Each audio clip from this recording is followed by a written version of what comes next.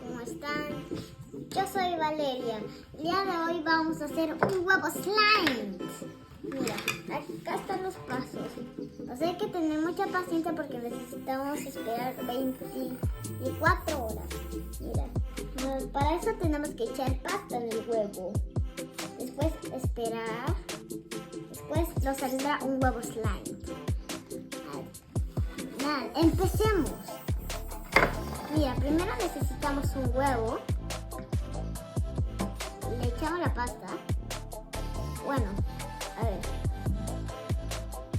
No. Vamos a esparcerla. A ver. Con las manos.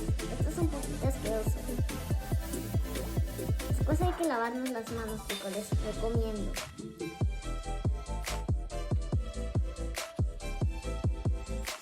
Estoy frotando.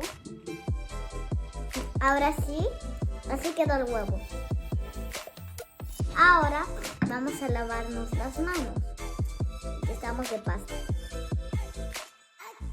Mucho cuidado, vamos a crear una capa de pasta en el huevo. No para que lo salga. Ahora nos toca esperar 24 horas.